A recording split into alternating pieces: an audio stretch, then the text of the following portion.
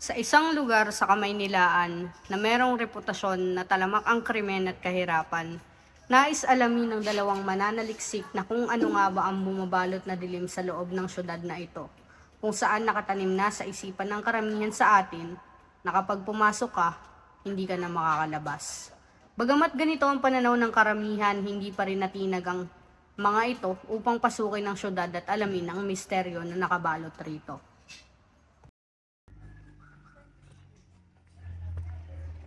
Magandang umaga po. Kayo po ba si Aling Magda? Oo nga. Sino kayo? Kailangan. Kami po pala mga estudyante galing sa Jose Rizal University. Currently po, gumagawa po kami ng research about sa lugar niyo po. Maaari niyo po ba kami paunlakan ng panayam? Oh, sige. Pasok kayo para makapag-usap kayo sa akin. Talaga po, okay lang na pumasok kami kahit hindi niyo kami kakilala. Oo naman. Bisita kayo rito. Pasok kayo. Hindi akalain ng mga mananaliksik na sa ganoong interaksyon patutuloyin sila ni Magda ng walang pag-aalinlangan. Kung kaya't hindi na rin nagdalawang isip ang mga mananaliksik na tumuloy at doon ganapin ang panayam. Gano'n na po ba kayo katagal sa lugar na to? Dito ako pinanganak. Simula pa sa mga ninuno ko, dito na sa nanununaan. Kamusta naman po yung pamumuhay niyo rito, Aling Magda? Sa totoo lang, hindi madali ang mamuhay rito. Kita nyo naman, napagpasok nyo rito, pasalubong sa inyo ang mukha ng kahirapan. Kung kaya't karamihan dito ay nakakagawa ng krimen dahil sa pagkalubog sa kahirapan. Di po ba kayo nangangamba para sa safety niyo? Dito na ako lumaki. At saksihan ko na hindi lahat ng tao dito ay masama. Mas marami ang mabuti sa lugar na to. Marami tao rito na kahit hirap na hirap sa buhay, gumagawa ng paraan para makaahon at makakaraos sa araw-araw. Masasabi niyo po bang ligtas ang lugar na to? Hindi lamang sa mga nakatira dito, kundi pati sa mga taong bumibisita din.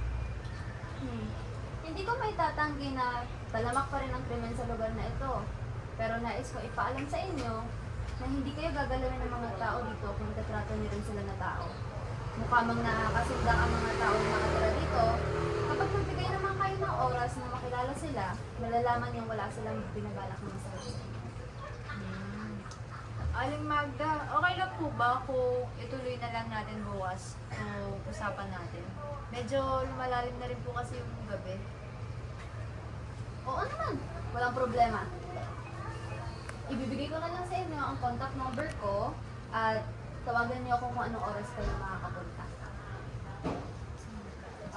Sige po, thank you! Salamat rin.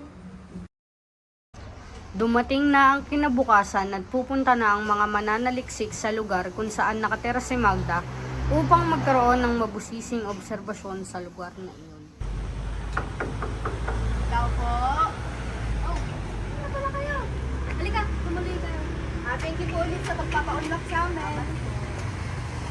Pwede na po pumasok?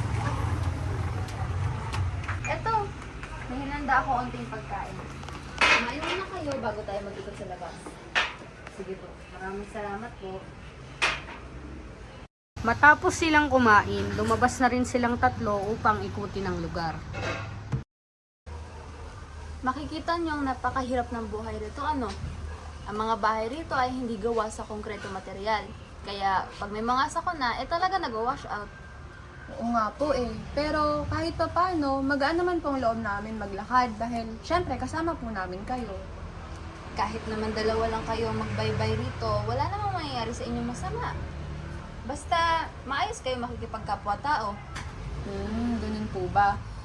Kung ganun, wala pong katotohanan yung sinasabi nila na pag pumasok po kami rito eh, hindi na kami makakalabas.